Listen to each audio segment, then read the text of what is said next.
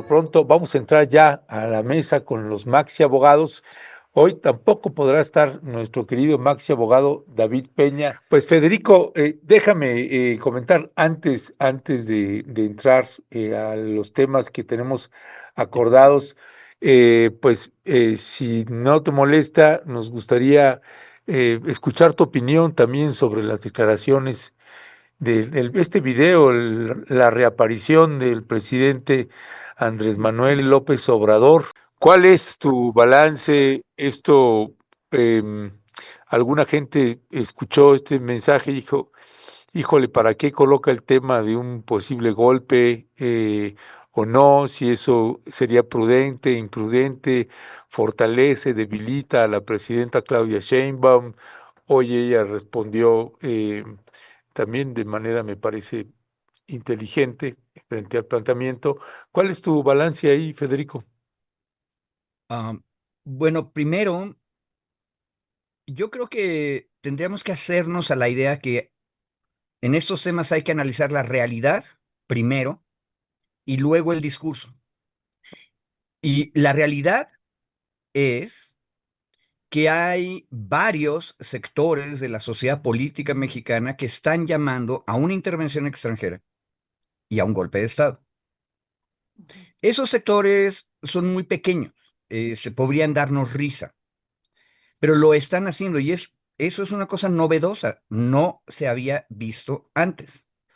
Y entonces la ciudadanía tiene enfrente una opción, se toma en serio el asunto o los desprecia.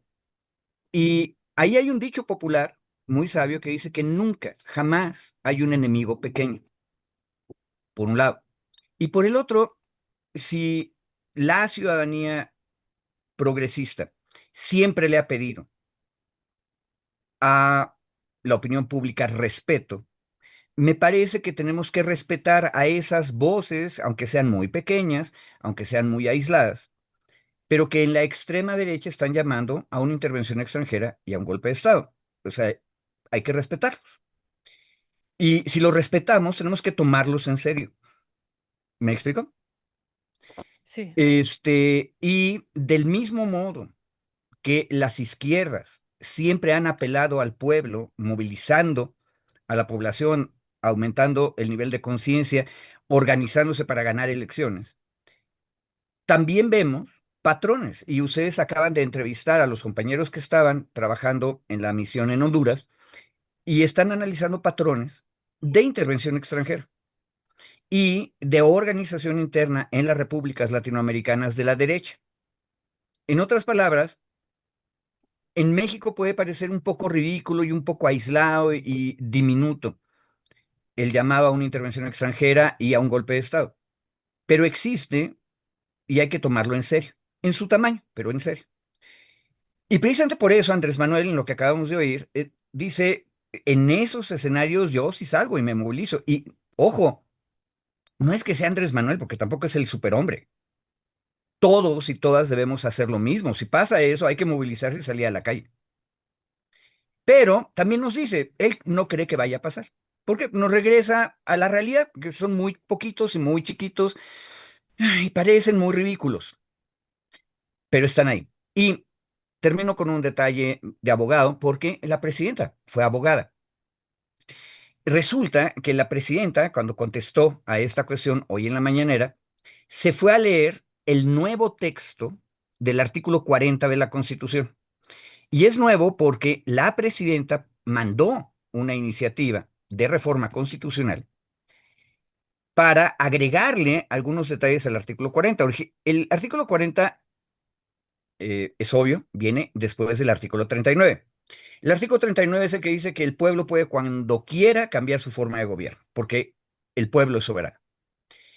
Y entonces el 40 lo que dice es qué fue lo que ya decidió el pueblo. Y el pueblo decidió que México fuera una república representativa, democrática, laica y federal, compuesta por estados libres y soberanos. Ese es el texto clásico, el primer párrafo. Ahora, se le agregaron párrafos nuevos.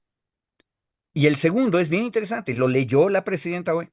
El pueblo de México bajo ninguna circunstancia aceptará intervenciones, intromisiones o cualquier otro acto desde el extranjero que sea lesivo a la integridad, independencia, soberanía de la nación, tales como golpes de Estado, injerencias en elecciones o violación del territorio mexicano, sea por tierra, agua, mar o espacio aéreo. Lo cubre todo, ¿no? Todo lo que hemos estado discutiendo de amenazas de intervención porque los cárteles son terroristas según Estados Unidos. Todo, incluidas estas que nos parecen locuras y pequeñas alucinaciones de sectores chiquitos que dicen que hay un golpe de Estado.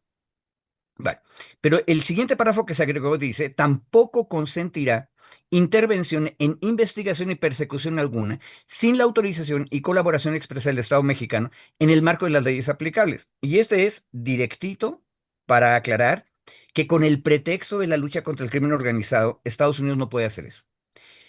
Y hay un detalle último que quiero decir. Si Estados Unidos hace cosas como las que sugiere el artículo 40, ya reformado, que por cierto la reforma se terminó de aprobar en abril de este año. Entonces está ahora sí que recién salida del horno del constituyente permanente. Si Estados Unidos hace algo, como intervenir, y alguien, persona, colectivo, sector, colabora con esa intervención, eso fue lo que discutimos hace meses, ustedes se acordarán, eso se llama traición a la patria. Entonces, ¿por qué la reforma constitucional era importante? Para recordarnos a todas y a todos cuáles son los límites del juego político. Juego político democrático, su límite es que nadie tenga chance de ir afuera y traer a alguien que meta una mano gigante que cambie el balance democrático. Eso no se vale. Entonces, yo creo que estuvo muy bien que lo mencionara Andrés. También estuvo bien que recordara que lo más seguro es que eso no pase. Y tercero, el mensaje no es si Andrés sale o no sale a la calle. La cosa es que nosotros tenemos que estar listos a salir a la calle para defender la República. Todas y todos. Muchísimas gracias, Federico. Federico, una última pregunta sobre esto. El presidente habló de tres motivos por los que saldría a la calle y en específico, cuando se refirió a lo del golpe de Estado, dijo, eso no creo que ocurra. Y después vino la otra parte que estaría relacionada con una posible intervención de los Estados Unidos.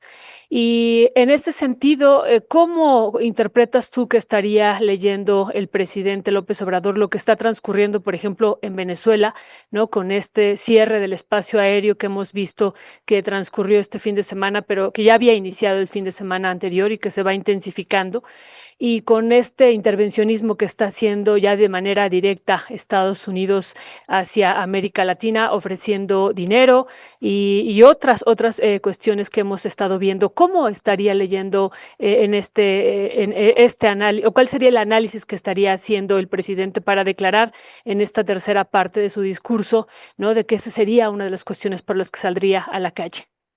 Bueno, Violeta, me pides un imposible. Yo no practico la telepatía y no sé cuál sea el análisis del expresidente. Es imposible saber. Sabemos lo que dijo y eso fue lo que comenté antes. Y ahora, yo creo que para ir a la carnita real del problema, hay que oír lo que dijo Laura Carlsen ahorita en la entrevista con ustedes. Ella no estaba de acuerdo con David Huey, por ejemplo, en el sentido de que todavía no fuera claro un patrón de intervención regional en toda América Latina. Ella dice, sí, sí, sí lo hay. Y ahí, Violeta, el problema es que el patrón de intervención estadounidense, trompiano, en América Latina, que el peor caso es Venezuela, em, pero que lo vimos, lo comentó David Huey, en Argentina, básicamente chantajeando al pueblo, dándole dinero a Milei para resolver su bronca económica. Este, pero también ahora, que esa es la pregunta, ¿qué es lo que está pasando en Honduras? ¿Cómo fue que el candidato del Partido Libre, la candidata del Partido Libre, perdón, se fue a tercer lugar? Este, mm, Hay un patrón, pero el patrón de la intervención, Violeta, que es lo importante, está íntimamente ligado a las fuerzas internas, que esa es una cosa que la izquierda revolucionaria mexicana y latinoamericana luego se le olvidaba decirnos, porque el yanqui enemigo de la humanidad del himno sandinista no actúa solo, siempre ha actuado con sectores de las sociedades latinoamericanas que están dispuestos a colaborar con los Estados Unidos y con la intervención. Ojo, y no solo con Estados Unidos. La gran saga histórica mexicana del siglo XIX, Estados Unidos intervino, pero hasta eso, por cierto, la potencia norteamericana en 1848 le valió gorro cómo se organizaba políticamente México. En cambio, Francia se metió a organizar un imperio. Entonces, pero esas cosas, la intervención extranjera nunca ocurre sin actores internos. Por lo tanto, no es que sean tres escenarios separados académicamente. Y eso sí, creo que lo podemos ver en lo que Claudia Sheinbaum mandó como iniciativa de reforma constitucional y lo que aprobó el Congreso de la Unión y las legislaturas de los estados en el artículo 40 que leí. Todo viene en paquete. Intervención extranjera, el intento de colaborar con esa intervención, que es el golpe de Estado.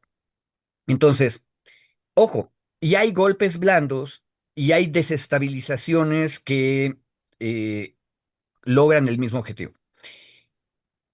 Perdón, digo nada más otra cosa como comentario para algún día seguirlo discutiendo.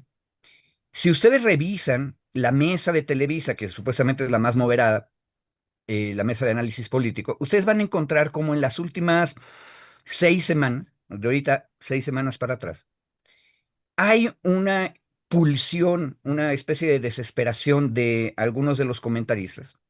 Por ejemplo, Chucho Silva Herzog III, Ana Laura Magaloni, como diciendo que Claudia tiene que separarse de las políticas de Andrés Manuel López Obrador y tiene que mostrar su independencia. Mi interpretación de esa pulsión, de esa cosa que repiten a cada rato, es que la derecha lo que quiere es que Claudia Sheinbaum se convierta en el Lenin Moreno de México. Es decir, el compañero del partido, la compañía del partido sería ahorita, que tiene un movimiento, tiene un proyecto y que de repente decide traicionarlo. Eso es lo que están soñando que ocurre. Eso no va a pasar. Quienes conocemos a Claudia sabemos que eso nunca iba a pasar. Pero es interesante que tú tengas a voceros en la comentocracia que están sugiriendo eso todo el tiempo. Y si ustedes revisan no solamente ese espacio que ellos, sino todos los demás de la derecha, van a encontrar esa misma desesperación, que la presidenta se separe de su antecesor. Y no, yo creo que eso no va a pasar porque las dos personas, Andrés y Claudia, no se explican por sí mismas, son parte de un movimiento. Entonces, eso es lo que tiene un poco más desesperadas a las derechas mexicanas. Eso es lo que hace más fuerte el régimen constitucional democrático que en ese momento, finalmente, luego de 20 años de lucha, ganó la izquierda. Eso hace más difícil el golpe de Estado, por eso Andrés terminó como terminó su comentario. Pero acuérdense que nunca nos traiciona, jamás, el enemigo. El enemigo es una persona fiel que siempre quiere destruirnos. Quien nos traiciona es alguien que está de nuestro lado. Y ahí el movimiento obradorista tiene un problema real, material, político. Para ganar democráticamente tuvo que hacer una coalición amplísima que incluye una multitud de actores que hace 20 años o hace 10 años estaban del otro lado. ¿Qué puede ocurrir? Muchísimas cosas. Y por eso, para conectarnos con el tema, yo decía el viernes que a mí no me queda claro que el último senador que adquirió, es más, lo adquirimos los obradoristas en el Senado, que es Yunes de Veracruz, yo no estoy seguro que él quiera votar por Ernestina Godoy. Y tampoco estoy seguro que los senadores del Partido Verde, que vienen de San Luis Potosí, quieran votar por Ernestina Godoy.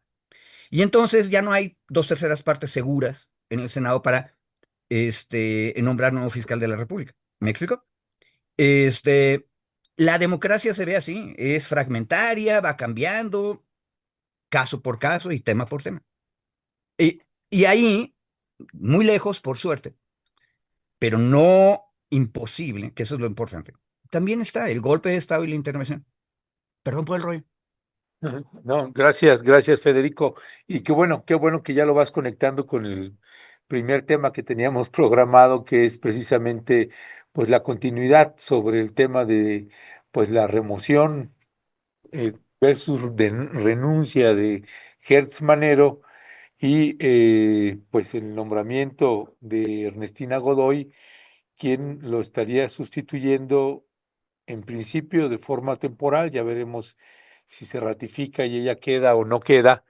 Em, pero bueno, más allá de eso, hoy a la presidenta de la República y ahora que Dalila Escobar, la periodista de Proceso, le preguntaba a la presidenta eh, sobre Hertz Manero y de por qué había decidido enviarlo como embajador. Fue una pregunta, me parece, sí, muy sencilla, muy directa, que valió la pena. Ujú. Me acordé de lo que nos habías comentado y si algo tenemos clarísimo y es que este planteamiento que insiste mucho la presidenta, no queremos mirar para atrás, queremos mirar para adelante, y tenemos que darle un reconocimiento por su gran labor. Es muy evidente cómo intenta evadir y Ujú. salvar a Hertz Manero. ¿Cuál es tu interpretación de este tipo de respuestas que da la presidenta y que una vez más, cuando es una pregunta que no necesariamente es muy cómoda, interrumpe, que fue lo que hizo también con Dalila Escobar? A ver, Ernesto, creo que lo dijiste muy bien. Yo estoy completamente de acuerdo en tu evaluación de ese intercambio. Evidentemente la presidenta evade porque es un tema complicado. Yo ahorita voy a decir por qué me parece razonable que lo evada. La única cosa que no estoy de acuerdo contigo es que la presidenta salva a Hertz Manero. Yo más bien creo que la presidenta no quiere discutir a Hertz Manero, porque en los otros momentos en que se refirió a él, insistía en la cuestión de la cooperación. Y siempre que habla de la cooperación entre la Fiscalía y el resto del Gabinete de Seguridad, dice, había cooperación, pero necesitamos que haya más cooperación. Ahí ya no lo está salvando, lo que está diciendo es que Hertz no cooperaba como se esperaba que cooperara. Es una crítica ya bastante más sólida. Y donde sí evadió, por ejemplo, le preguntaron, bueno, y este señor se la pasó usando su puesto para acusar en asuntos personales, y mencionaron el caso de la viuda de su hermano, de Hertz. Este, y la presidenta simplemente ni se metió a ese asunto. Ahora, ¿cuál es la razón de la evasión y por qué creo que es correcta? Porque lo que se nos está olvidando a todos es que en el régimen constitucional vigente, que la presidenta dijo que es lo que está ahorita, las presidencias, no importa que sea Andrés Manuel, no importa que sea Claudia Sheinbaum, ni podría haber sido cualquier otra persona, están amarradas de las orejas a una coalición siempre artificial de las élites de partidos en el Senado, porque necesitan juntar dos terceras partes del Senado. Y es terriblemente difícil hacer eso. Con toda la oleada de la elección del 24, recordemos, el obradorismo no obtuvo las dos terceras partes del Senado. Estaba 3 votos abajo.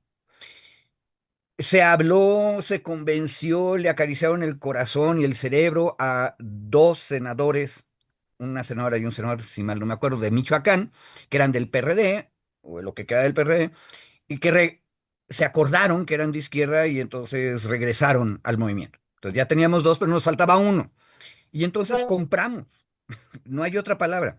Si ven ustedes a Chucho Silva tercero criticando a el obradorismo, lo van a encontrar siempre diciendo que compramos a Yunes. Pues sí, ahora se compró porque estaba en el mercado. Pero ahí me regreso al tema. Tú puedes confiar en Yunes, que tiene carpetas de investigación pendientes, para votar por una fiscala honesta, clara, sistemática y dura como Ernestina Godoy. Yo tengo mis dudas. Ojo, aparte, ahorita como están las cosas, pero ustedes que están más reporteando, díganme, En ese momento no sabemos cuál es la lista de las personas que se inscribieron al proceso. Entonces, no sabemos si Ernestina se inscribió siquiera. Si se inscribió, necesita conseguir 2/3 partes del Senado. Y el problema es que es complicado conseguirlas. ¿Y qué nos van a pedir algunas senadoras y senadores a la mayoría obradorista a cambio de apoyar a Ernestina? Tal vez. No sabemos. Son gentes muy impresentables luego. Así es la política práctica. Este, entonces, Ernesto,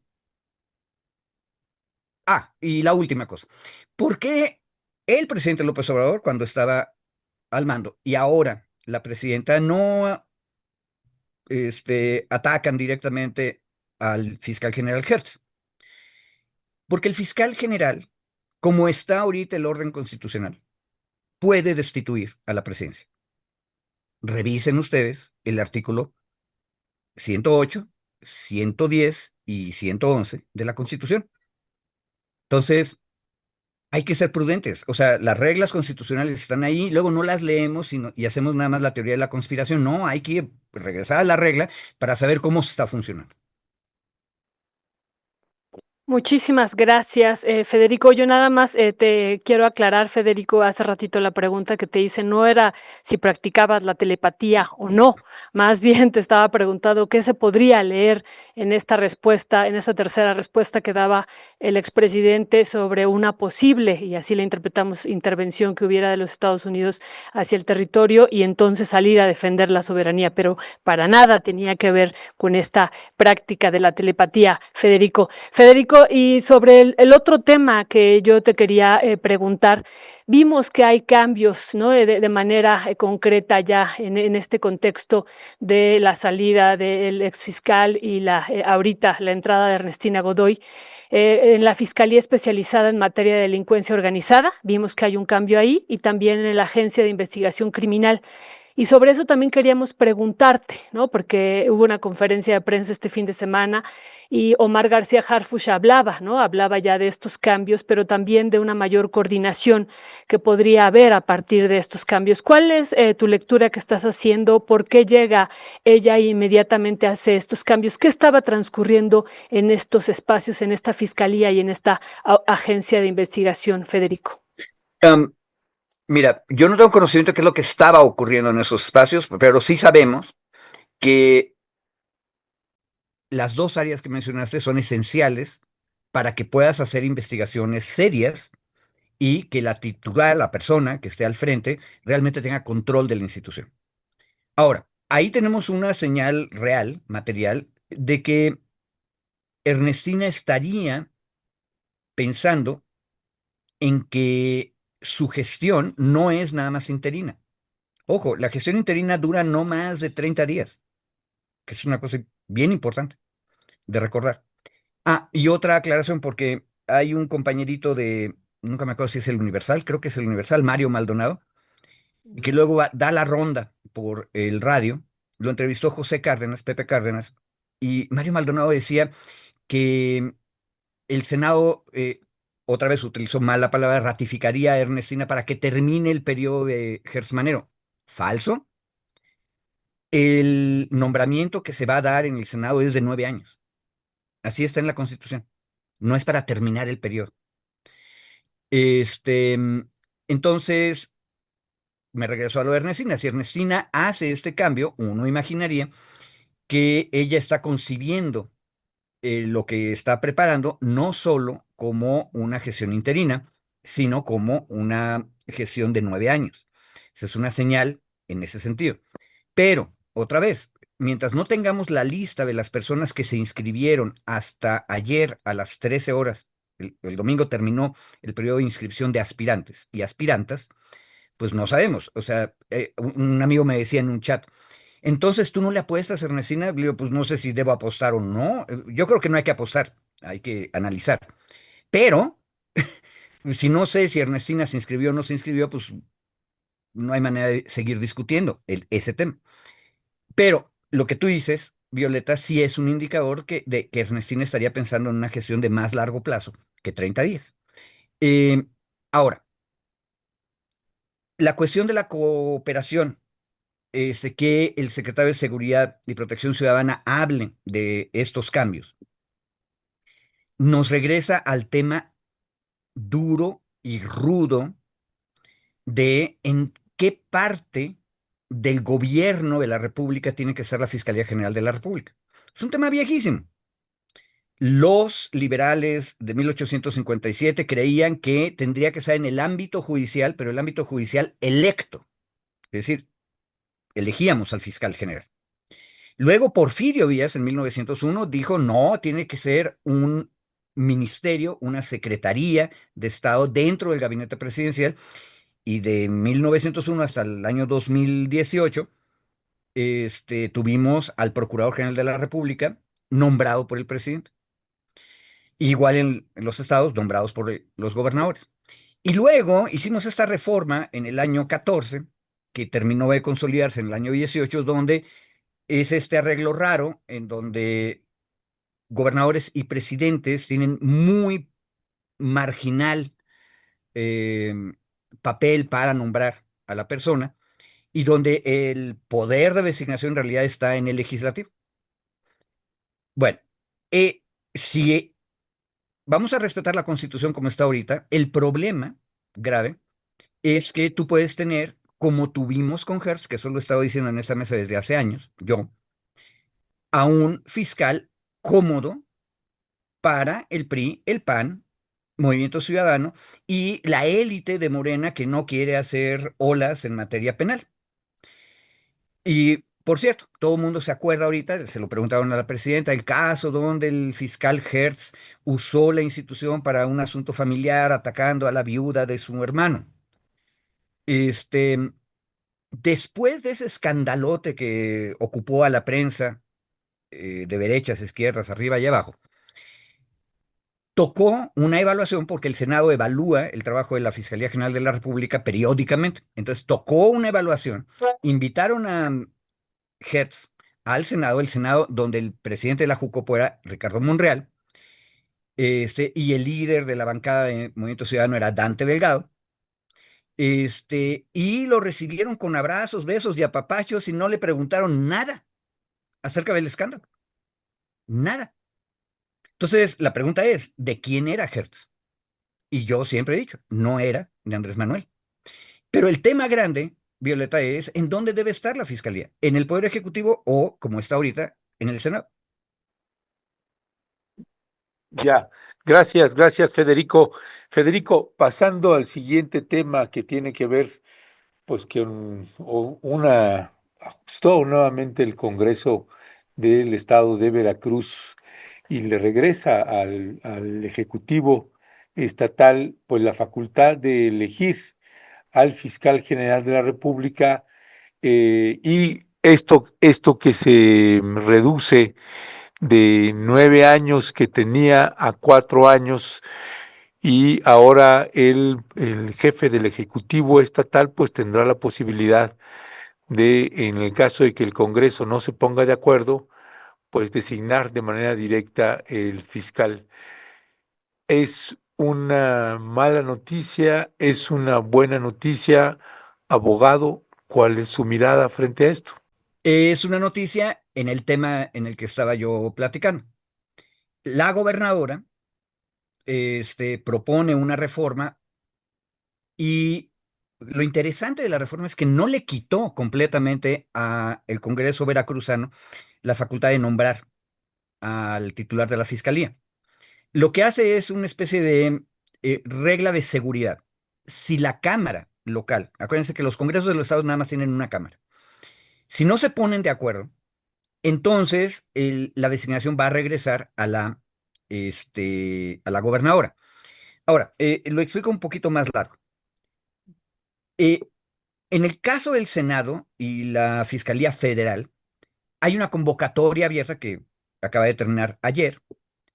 Y luego el Senado prepara una lista de 10, se la manda al presidente, el presidente hace una terna, a partir de esa lista regresa al Senado. En los estados las cosas no son exactamente iguales. La Ciudad de México, por ejemplo, primero se reúne el Congreso y nombra una comisión de ciudadanos, de preferencia partidistas, aunque los partidos ponen y votan por gente que les cae mejor a unos y a otros. Y esa comisión ciudadana es la que hace la convocatoria, analiza las candidaturas y presenta una terna que luego se va a la jefatura de gobierno y la jefatura de gobierno, si no tiene bronca, se la manda al Congreso. Entonces, hay un ping-pong barroco también. Pero hay otros estados en los que a veces el gobernador es el primero que manda las propuestas y luego viene la convocatoria. Bueno, la reforma veracruzana es, le quitas la convocatoria al Congreso y lo que haces es que la gobernadora mande la terna. Si la terna no obtiene mayoría de 2/3 partes de la Cámara y pasa el tiempo y no toman una decisión, entonces la gobernadora de su propia terna escoge. Ojo, a mí lo que me pareció interesante es que no le quitaran completamente al Poder Legislativo el asunto, sino que lo que dicen es, si no te pones de acuerdo, entonces la gobernadora decide. Y parecería en ese sentido que la reforma veracruzana, que por cierto, ahorita todavía no está terminada de aprobar porque tiene que ir a todos los municipios y los ayuntamientos tienen que reunirse y decidir si aceptan o no aceptan la reforma constitucional veracruzana. Pero esa reforma parecería inspirarse en el desastre de Nuevo León. En Nuevo León, el problema es que la legislatura no se ha puesto de acuerdo. Ojo, el senador Samuel ha sido muy eficaz en ponerles piedras en el camino todo el tiempo para que no tampoco se puedan poner de acuerdo. Y entonces resulta que no hay fiscal. Es la locura. Entonces, para evitar esa trampa, los veracruzanos dicen, y si la legislatura no puede, entonces es la gobernadora. Entonces, no es quitarle completamente la cuestión. Este, y por eso, quienes criticaron la reforma, que dicen que esto es un retroceso porque le regresamos a la gobernadora, pues sí, pero no le regresaron todo. La gobernadora todavía tiene que negociar con el Congreso. Hoy en día el Congreso de Veracruz es un Congreso con una mayoría bastante sólida, creo que incluso con 2/3 partes muy bien aseguradas en el obradorismo. Pero eso no era con Cuitláhuac García, que tuvo 2 legislaturas. Era mucho más fragmentado. Y tampoco hay seguridad de que vaya a ser en las siguientes legislaturas. Entonces, si querían regresárselo a los gobernadores, yo creo que deberían haber sido un poco más radicales y regresarse a la designación directa. Pero eso tampoco nos gusta, ni a mí ni a nadie. Por eso yo decía el viernes, este es un caso clásico de si no confía usted en el presidente y en los gobernadores y no confía usted en las élites en los congresos, póngalo a discusión democrática y que elige el pueblo. Pero el tema grande es ese. ¿Por qué la critican? Porque se fortalece la gobernadora. ¿Por qué la criticarían los más conservadores? En este sentido, mi viejo maestro Eduardo Andrade Sánchez, que es el único sobreviviente de mi examen profesional de licenciatura. Yo creo que él preferiría que regresamos al viejo sistema de designación de gobernador o gobernadora. Pero tampoco nos gustó. Los 100 años porfiristas, priistas fueron horribles para la Procuración de Justicia. Entonces, el tema, Ernesto, es cómo vamos a hacerlo. Y yo creo que sería más fructífero que discutamos cómo está el texto, cómo van cambiando, cuáles son las experiencias prácticas que hubo en cada estado, para luego ya tomar una decisión más general. Porque si nos vamos con la conspiración de por qué le obligaron a renunciar o por qué aceptó renunciar, etcétera, puede ser interesante y también es algo que hay que hacer, por supuesto, pero nos distrae un poco de lo grande, que son las reglas. Muchísimas gracias por esto que nos estás comentando. Entonces, por lo que entiendo, ya ahorita tú nos volverás a comentar, Federico, la terna estaría siendo propuesta por la gobernadora y de todos modos tiene que ir al Congreso, ¿cierto? Así es. Del estado de Veracruz. Entonces, no está definitivamente fuera el Congreso, sino que sería partícipe de esta manera. Exacto, pero si el Congreso no se pone de acuerdo, entonces sí pierde su chance y se regresa a la gobernadora. Ujú, Esa es la parte más dura de la reforma. ujú. Perfecto, gracias. Y sobre la discusión que hubo en la oposición, ya ahorita también nos estás comentando de un rechazo y planteando ellos que habría un retroceso. También se planteó de la actual fiscal de Veracruz, Verónica Hernández, que esta medida podría alcanzar a ella. ¿Es así? O sea, también podría, aunque ella ya está en funciones, se le podría aplicar. Digo, eso es lo que se está también, por ejemplo, publicando en la revista Proceso. ¿Es de esta manera, Federico? Te confío que no estoy seguro, habría que ver los artículos transitorios. Y fíjate, es una cosa interesante, para que nos demos cuenta del poder real que sí tienen los congresos de los estados. Tú puedes tener a tu gobernadora o gobernador proponiéndote algo y luego tú eres el que va a decir las reglas concretas. Y ahí, en medio de las negociaciones y la grilla, que sí existe también, tú de repente puedes lograr, ok, vamos a probar esto, pero de una vez vamos a aplicar la regla a la fiscal actual. No sabemos, hay que ver cómo están los transitorios. Eso es, fíjate, ese es el espacio de la política concreta, la grilla, una vez que ya tenemos claras las reglas y cómo están las estructuras institucionales. Ya, pues Federico, pues gracias Federico. Pues te agradecemos, Federico, el análisis, el balance de lo que pues está sucediendo en varios ángulos y varias realidades. Ya nada más para ir cerrando, Federico, ¿te sigue pareciendo una buena idea que Ernestina Godoy pudiese quedarse como fiscal general de la República?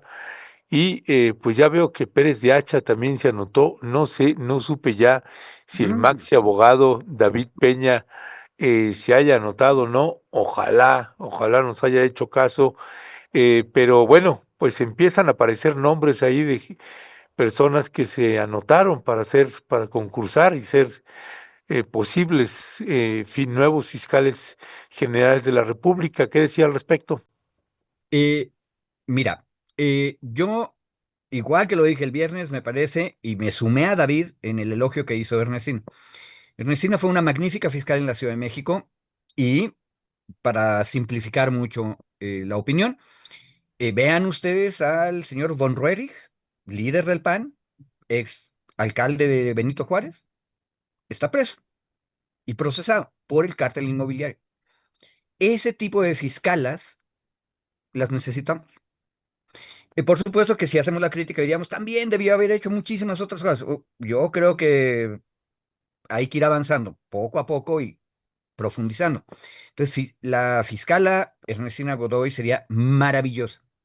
El problema que yo veo tiene que ver con las reglas del nombramiento, y es que realmente no me imagino a carcamanes como los que mencioné, Yunes, firmando y votando a favor de una fiscala que, cuando sea necesario, porque así es Ernestina, cuando sea legal, necesario y justo proceder en contra de ellos, puede hacerlo.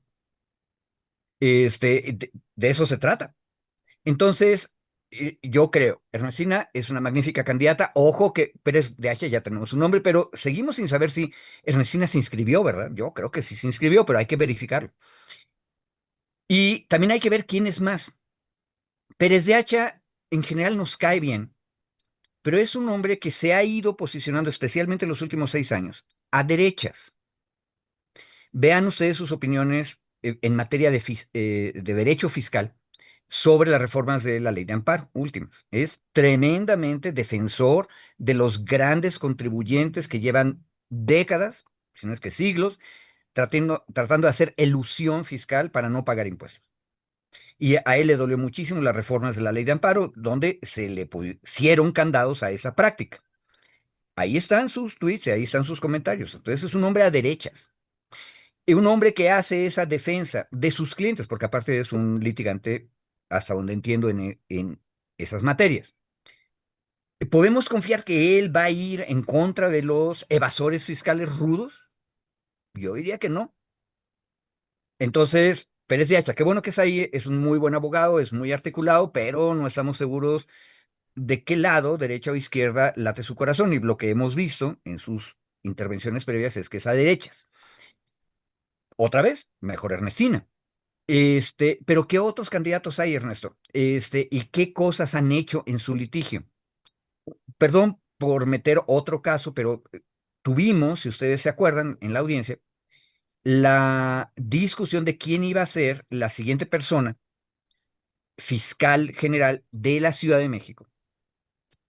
Después de que Ernestina salió y, ojo, la oposición en el Congreso de la Ciudad de México no quiso ratificarla. Entonces Ernestina se fue y por eso se puso de candidata a senadora. Y luego la nombraron consejera jurídica en el Ejecutivo. Eh, Se quedó una persona interina, pero como en la Ciudad de México el proceso de nuevo nombramiento incluye esta formación de la Comisión Ciudadana, etcétera, es mucho más largo. Entonces el interino se aventó casi un año. Ulises Lara. Eh, la cuestión es, al final de cuentas, ¿qué tipo de persona está compitiendo? Y en aquella ocasión, ahorita se me está olvidando el nombre, ojalá alguien se pueda acordar, frente a alcalde Luján, que fue la compañera que fue finalmente nombrada fiscala general de la Ciudad de México, estaba un litigante que presumía mucho, y yo creo que es una cosa muy presumible, haber litigado exitosamente en contra de Google en México. ¿Sí? Es un buen litigante. Y lo discutimos aquí con David, si te acuerdas, Ernesto, en la mesa. Bueno, ese compañero, un amigo que es litigante también, el otro día me dijo, ve al que tanto aplaudiste como candidato a fiscal general en la Ciudad de México, en otro juicio más o ¿Hablas, menos del estilo, pero hablas pues, de ¿eh? Ulrich Richter Morales? Eso, exactamente, Ulrich Richter. Y sus posicionamientos en un nuevo litigio eran muy conservadores socialmente hablando. ¿Me explico? Ahora, ¿cuál es la virtud de que lo pongas a elección? Que esa es mi propuesta de siempre. O que lo mandes al Congreso o al Senado para discutir públicamente. Pues que podemos discutir y enterarnos de esto. Entonces, Pérez de Hacha nos cae bien por esto, esto y esto, pero vemos estos otros posicionamientos, no nos gusta. Ulrich Richter, le ganó a Google, es una cosa muy interesante, qué padre, pero sus posicionamientos en ese otro caso han sido, cuestionables. Eso hay que hacerlo con todos. Ahora, en teoría, eso lo tiene que hacer la Comisión de Justicia del Senado con la lista que terminó de reunirse ayer a las 1 de la tarde. También por eso me parece medio exagerado. Todo el mundo piensa que en esta semana va a salir ya el nombramiento. Puede ser, pero estaría muy carrereado, porque la Comisión de Justicia tiene que hacer esto que acabo de decir. Luego, escoger 10 nombres, llevarlos al Senado. Luego, el Pleno del Senado tiene que discutir igual, así, las cosas. Y si tú no les das tiempo a la oposición de discutir o de conocer los expedientes, por lo menos un par de días, te van a decir que te está saltando el procedimiento parlamentario. Entonces, ¿para qué te peleas así? Yo digo que hay que discutir bien. Y la lista de 10 ya aprobada por el Pleno se tiene que ir a la presidencia, la cual va a tener 10 días más para escoger su terna y regresarla al Senado. La cosa es larga, enredosa, pero la lógica de este arreglo constitucional que es el vigente ahorita es que hagamos esta discusión, todos y todas. O sea, vemos lo que están haciendo en el Senado, la Comisión de Justicia, luego la Jucopo, luego el Pleno, luego la presidenta, luego de regreso otra vez el Pleno en el Senado. Cada vez hay que ver quiénes fueron quedando, quiénes son, cuáles son sus pros y sus contras. Para eso es el sistema, para que lo discutan los senadores y senadoras, pero también toda la ciudadanía. Este, entonces, está interesante. A mí no me gusta. Yo siempre he dicho que este sistema es demasiado barroco y empodera no al pueblo representado en los congresos, sino a las élites de los partidos, especialmente en el Senado a nivel federal. Pero tiene sus virtudes, es muchísimo más abierto que la designación directa de la presidencia o de los gobernadores. Este, en fin, sería mucho más abierto si fuera una elección, ¿verdad? Pero bueno, perdón otra vez por el robo. No, muchísimas gracias, querido Federico. Pues sí, estaremos atentas y atentos a lo que vaya transcurriendo pues estos días. Mañana será también un día decisivo ahí en el Senado y pues será muy interesante entrevistar a la presidenta del Senado, Laura Itzel Castillo. Ojalá y Ujú. podamos también hacerlo y que nos dé su balance. Y también estaba viendo yo en la prensa que ya hay otros nombres que suenan, ¿no? O sea, que suenan. Uno es Arturo Medina, el subsecretario de Derechos Humanos y Población de Migración y Migración de la Secretaría de Gobernación, y el otro, pues Arturo Saldívar, ¿no? Que ya también se tiene en mente, y Claro. ya veremos, ¿no? Ya veremos Ahora, quién. pero estos estaban sonando desde antes, Violeta. O sea, ahí sí podemos hacer la crítica de las fuentes. Quienes echaron al ruedo esos nombres son los Marios Maldonados y los Pepes Cárdenas de la Comentocracia. Pero el problema de esa lista de posibles sucesores de Hertz, que por supuesto incluía a Ernestina, es que la hicieron pensando en la teoría de la conspiración donde la superpresidenta, que es todopoderosa y omnisapiente, ella es la que controla todo. ¿Me explico? Y entonces, si te fijas, ¿qué es lo común a Saldívar, Medina, Ernestina? No están discutiendo sus posicionamientos jurídicos o su experiencia, no, están discutiendo que todos vienen del gobierno. Sí, sí, sí. Entonces, hay que poner un granito de sal y hay que ver la lista concreta. Pérez de Hacha definitivamente no está en el gabinete presidencial, entonces que aparezca ahora su nombre, y supongo que fue él mismo el que dijo, yo me inscribí, Sí. porque ese es su estilo de Pérez de Hacha. Pero vamos a ver, yo esperaría que haya muchos más que 10 candidatos y candidatas. Y ojo, eso sí, yo creo que es una crítica real. Hace 6 años y medio, cuando se hizo el procedimiento previo, de manera casi inmediata se sabía cuál era la lista de todas las personas que se habían inscrito. La Comisión de Justicia del Senado que administró la convocatoria se aseguró que tú pudieras revisar, creo que incluso en línea, quiénes se habían inscrito y habían presentado documentos, luego quiénes los documentos que presentaban realmente sí valían, y luego todo el resto del proceso. Y eso no ocurrió, eso sí lo sabemos, es un hecho que no ocurrió a la 1 de la tarde de ayer. Entonces, ahora sí que comparado con el proceso previo, ahorita tenemos un defecto. Ya deberíamos saber la lista, ¿no? De quiénes se inscribieron, capaz de que se les olvidó presentar un papel o lo que tú quieras. No es difícil eso, pero también puede pasar. Pues muchas gracias, querido Federico. Te mandamos un fuerte abrazo y bueno, pues estaremos viendo si nuestro querido David Peña se inscribió o no. Esperemos que lo haya. Y luego lo buleamos si no Que lo hizo. tenga, sí, sí, sí, y aquí seremos sus coordinadores de campaña y coordinadoras de campaña. Bueno, No, te no, mando, más bien cabilderos. Acuérdate que todo el proceso es en el Senado. no, pero ¿Sale? de fuera ahí estaremos echándole porras, así es que coordinando estas porras. Federico, fuerte abrazo y estamos en comunicación para lo Se que cuidan, compañeros, compañeras. Gracias.